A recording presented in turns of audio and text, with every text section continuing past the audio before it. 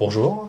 Bonjour. Alors aujourd'hui on va regarder un petit peu les bottes, et notamment c'est par là l'entretien des cuirs. Parce qu'en fait on a reçu des bottes Frédérici, et justement on va faire un petit guide sur, une fois qu'on a touché les bottes, comment se passe l'entretien, comment les traiter quoi.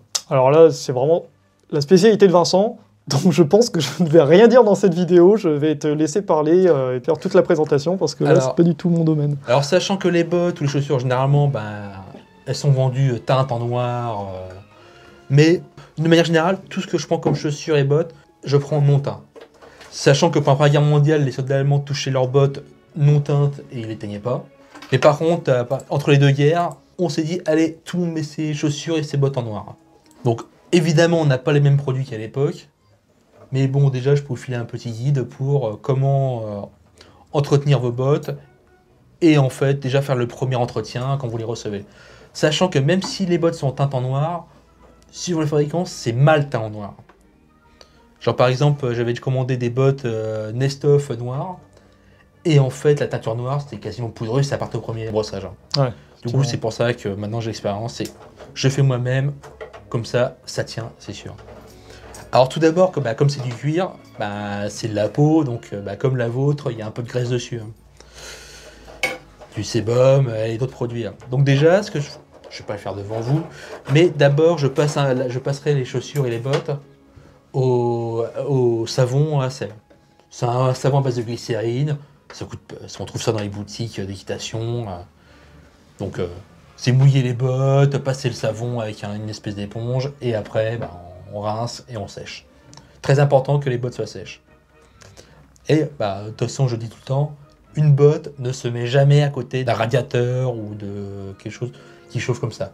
C'est une des consignes de l'armée allemande, c'est que vous avez des fringues ou des bottes, vous les mettez jamais à moins d'1 ou 2 mètres d'un poêle ou quelque chose. Parce que je vais même aller plus loin d'ailleurs, dans les manuels d'armée allemande à partir de peu près de 1920-1930, vraiment tout est vraiment indiqué, comme quoi rien ne doit être stocké ou séché à côté d'un feu naturel ou électrique. Ça va être même les fusils, ça va être les munitions évidemment, ça va être tous les équipements électriques, ça va être tout ce qui est en bois, cuir, métal, tissu, naturel ou non.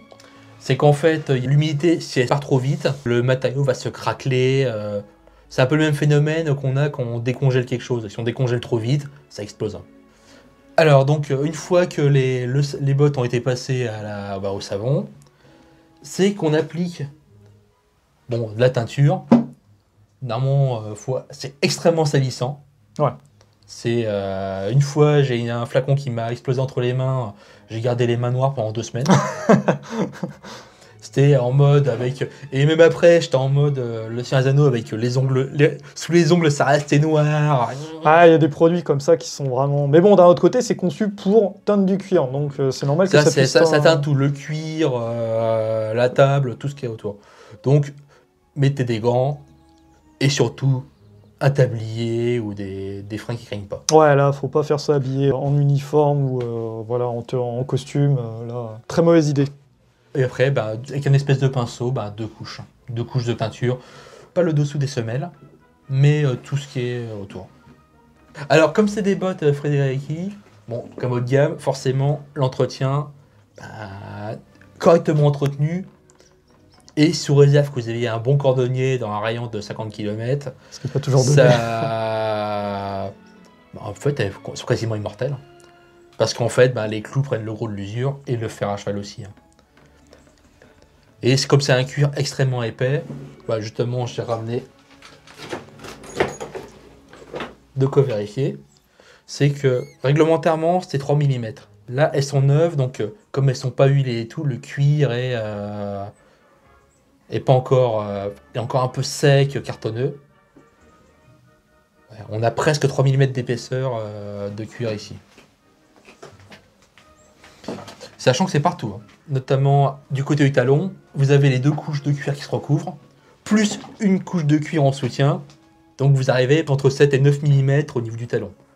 C'est là que vous allez souffrir quand vous marchez avec. Ouais, ça fait vraiment mal, les bottes en cuir. Quand on commence avec ça, chaussures et bottes en cuir, ça attaque bien. Un bon truc pour prévenir, c'est mettre, vu que vous savez que ça va être usé ici, vous mettez du sparadrap sur vos pieds en dessous du sparadrap de pansement en préventif. Comme ça, vous avez déjà le pansement quand vous serez blessé. C'est pas Non, mal. non, c'est aussi c'est comme la technique de mettre plusieurs couches, plusieurs chaînes superposées pour limiter les ampoules aussi. Évidemment, oui, oui. On voit la pliure, ouais. En fait, de toute façon, c'est contrairement aux chaussures à lacets, bah, c'est pas serré au niveau de la cheville, mais le cuir va s'affaisser au fur et à mesure que vous marchez avec, et ça va épouser la forme de votre cheville. Ce qui fait que des chevilles, au lieu des chevilles, ce sera plus confortable que des chaussures de marche. Tiens, je te rends ça aussi. Merci, je range. Après, la forme générale, bah, ça reste classique des chaussures un peu de cette époque-là, avec l'avant, avec la semelle qui ressort pas, les talons très hauts. C'est des chaussures faites pour beaucoup marcher. Donc, comme à l'époque, pour limiter l'usure, il y a les fers à cheval à l'arrière, c'est que le nombre de couches de cuir du talon va permettre de compenser, d'amortir les chocs. Pour comparer, voici leurs chaussures Frédéric aussi, D'accord. mais les brodequins de marche, bon, marcher un peu avec. Oui, c'est à peu près le même type de bottines, presque féminin, avec notamment le retour du talon. Alors celles-là, tu les as depuis combien de temps? Alors celles-là, j'ai dû les prendre, ça doit faire maintenant 1 an. Sachant que, pareil, cette paire-là, je l'ai touchée, et c'était en cuir comme celle-là. Pareil, j'ai fait le travail de les teindre. Et je sais pas si on voit un peu, justement, je les ai graissés relativement récemment. Du coup, le fil, qui est blanc, presque brillant comme ça, parce que c'est synthétique, bah, il apparaît pas encore. Mais s'il apparaît, là, je sais qu'il faudra que je regraisse les chaussures. Ok, d'accord. Bah, à titre de comparaison, il me semble que moi, les miennes, ça doit être des Nestoff, et pareil, ils étaient pas teintes à la base. Ça fait vraiment un moment que j'ai pas touché. C'est pas de Nestoff du tout. C'est pas Nestoff du Non, tout. j'ai une paire de Nestoff, et en toi, t'as la couture qui apparaît en dehors de la semelle, tu sais. Comme... Ah là. Alors que Nestoff, Frédéric et tout, même les bottes de cette époque-là, elles ont toutes la semelle qui ne dépasse pas de la tige. Ah ok, d'accord. Donc là, Après, c'est la l'avantage, forme, c'est que tes chaussures, même si elles sont pas histo, elles sont plus résistantes, je trouve, que les bottes, que les chaussures Nestoff. D'accord. Parce ok. qu'après, une architecture plus classique. Je sais pas, ça se trouve, elles viennent de Wehrmacht.es, site espagnol. J'ai acheté beaucoup de choses à plein d'endroits différents à l'époque, donc j'ai pas le souvenir exact d'où ils viennent, mais j'ai encore les factures. Alors, pour information, c'est que les chaussures comme ça sont fournies avec des lacets en cuir. Le lacet en cuir, c'est sympathique et tout, mais c'est ultra compliqué à atteindre parce que ça laisse de la teneur partout. Et deux, quand ça casse net, contrairement à des lacets en tissu. Pour ça que généralement, dès que possible, les soldats bazardaient ça pour des lacets en tissu. D'accord. Ou simplement, c'est que c'était fourni, ils fournissaient des lacets en tissu parce que ils étaient en pénurie de cuir, autant utiliser du tissu, même en chanvre, n'importe quoi. Ouais, ça a eu une utilité. D'ailleurs, la preuve, c'est que plus tard, nous, nos chaussures actuelles, on n'a absolument pas du tout gardé la technologie cuir pour ce genre de produits. Alors on va passer à la phase suivante pour l'entretien des bottes. Il faut décomposer la botte en deux parties qui n'ont pas du tout le même usage. C'est qu'en haut on a la tige, donc au-dessus de la semelle, qui est censée être souple et les bosses de pied. Et en bas vous avez la semelle, qui est au contraire censée être relativement un peu souple, mais assez rigide.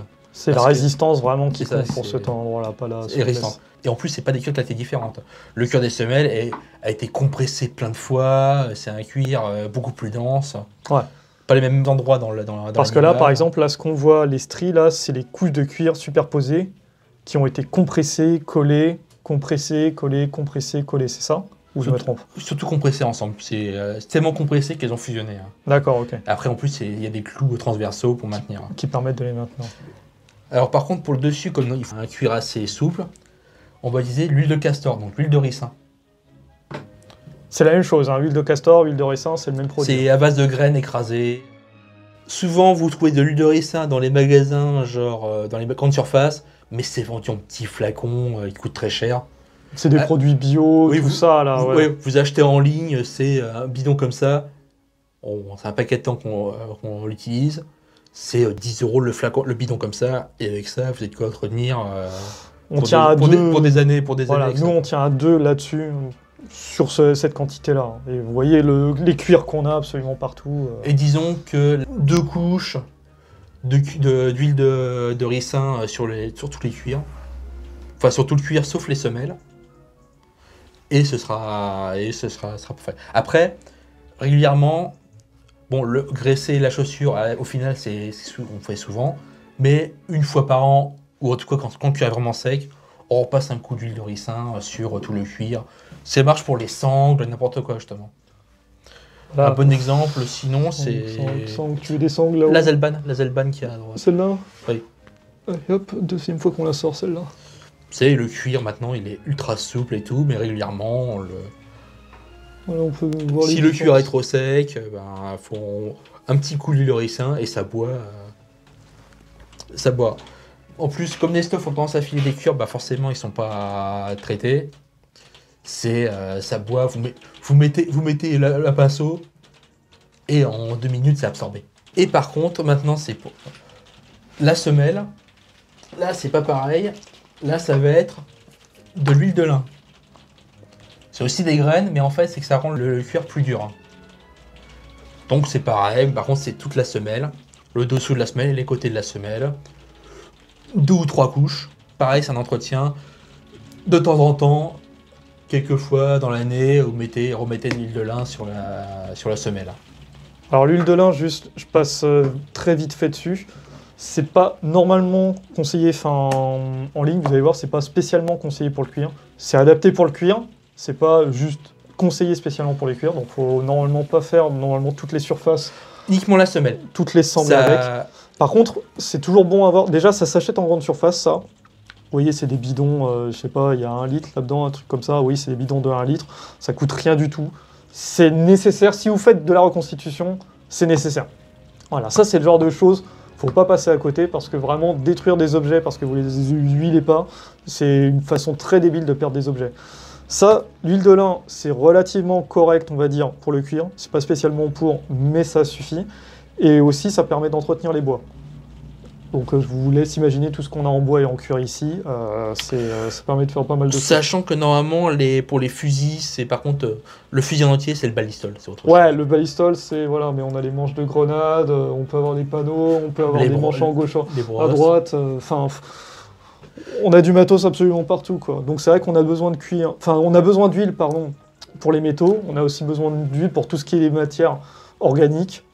Ça déjà, ça peut commencer à faire le boulot. Mieux vaut mettre de l'huile de lin. En fait, c'est le problème, c'est que on dit qu'il faut pas en mettre. Moi, je préfère quelqu'un qui mette de l'huile de lin sur son fusil que pas d'huile du tout. En fait, Oui. c'est ça le truc. C'est toujours mieux. Il y a des huiles qui sont vraiment nocives. Genre, mettez pas d'huile de lin dans le mécanisme du fusil, parce que là, vous allez le péter, le machin. Mais par contre, de l'huile de lin sur le bois, ça va pas lui faire du mal. C'est juste qu'il y a d'autres huiles qui vont lui faire mieux. Pareil pour les bottes. Les bottes, on dit pas que l'huile de lin, si vous mettez de l'huile de lin sur les bottes, elles vont se désagréger. Ce qu'on dit, c'est qu'il y a certaines huiles qui sont meilleures, il y a certaines huiles qui sont moins bonnes, mais c'est toujours mieux que de laisser ça dans l'état, comme ça, sec, juste en mettant la teinture. C'est bâclé, c'est très bien, la botte, elle ressemble à quelque chose, mais à la fin, dans 1 an, eh bien, elle va commencer à craquer sous les pieds. Alors, ajouter aussi, c'est la différence de viscosité entre les deux huiles. C'est que l'huile de ricin est beaucoup plus visqueuse que l'huile de lin.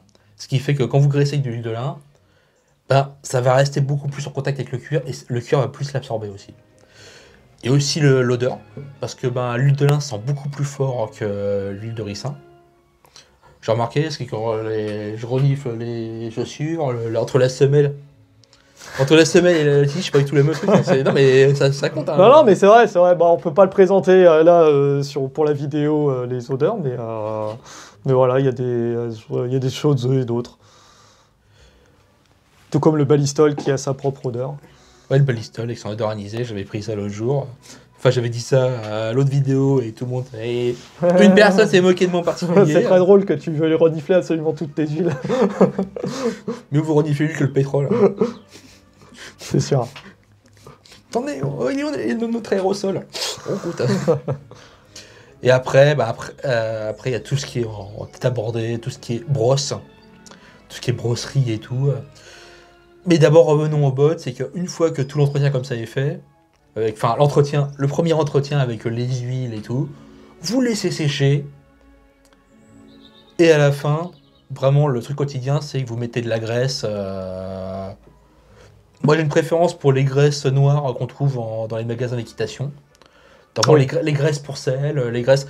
Il y a le débat entre les graisses à base de... sans silicone avec les graisses à base de poisson, huile de poisson, un truc comme ça.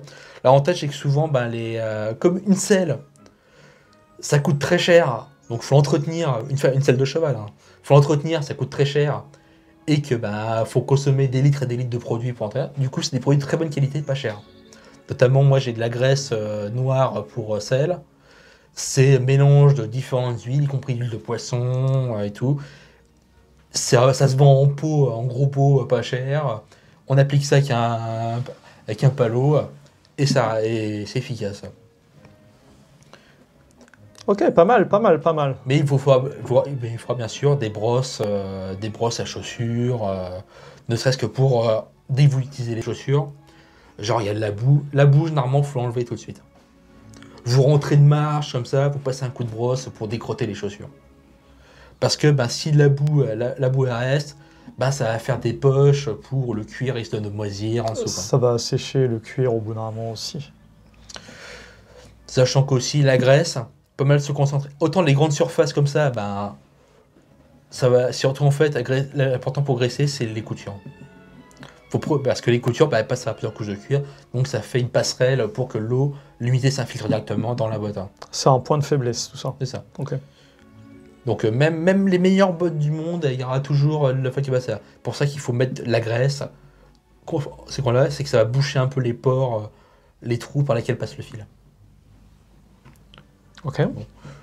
Pour les clous qui sont en dessous, de toute façon, ça reste du métal non inoxydable, donc ça va rouiller si vous l'utilisez pas. Ça fait comme les côtes de maille, ça rouille, mais en fait, comme vous bougez avec, la rouille part. La rouille part, ouais. Ouais, tant que c'est utilisé, ça devrait aller. Une remarque aussi, c'est que quand, forcément, la plupart des humains vivent en ville, donc forcément dans des zones carrelées avec ou du bitume, c'est que ça va être la patinoire. Parce que avec les clous, ça va glisser partout, donc faites attention sur le carrelage. On a parlé de ça au début justement, c'est que le monde d'aujourd'hui c'est pas le même qu'à l'époque. Maintenant on a du béton, des sols en béton, des sols en carrelage partout. Avant c'était l'exception. Même dans les maisons, il y avait beaucoup plus de parquet que de carrelage. Voilà, c'était du bois, ouais. En marchant, surtout que, comme nous on marche dans les chemins caillouteux, ça va être usé. Les clous vont pas partir en morceaux, mais ils vont arrêter d'être glissants. Ce qui fait que les bottes, vous les utilisez pour plusieurs sorties. Même à l'intérieur, vous pouvez les utiliser, mais en glissant moins. Mais quelque chose qu'on a remarqué aussi, c'est que quand on a commencé à marcher des chaussures comme ça, on faisait énormément de bruit. Parce que, la semelle n'est pas souple, parce qu'elle est neuve, et on n'est pas habitué notamment que ce soit marcher avec des talons en U, en métal, ça. Mais par contre, on a remarqué qu'à force de se balader, même dans des zones carrelage et tout, on fait... Soit peut-être qu'on le ressent moins, mais en tout cas j'ai l'impression qu'on fait moins de bruit en marchant. On s'adapte petit à petit quand même. La marche, on arrive à s'adapter, à adapter notre pas et notre marche pour les chaussures. Parce que forcément, c'est pas les mêmes matériaux, donc on marche pas pareil avec ça qu'avec une paire de baskets. Mais je pense aussi, c'est parce que comme le cuir est plus souple des semelles, il permet beaucoup mieux plutôt que d'avoir tous les clous qui arrivent un seul coup en contact avec le sol, que c'est beaucoup plus progressif. Ça amortit effectivement. Voilà, moi par exemple, je sens qu'avec mes pieds, je peux un petit peu gérer quelques clous tout le sol.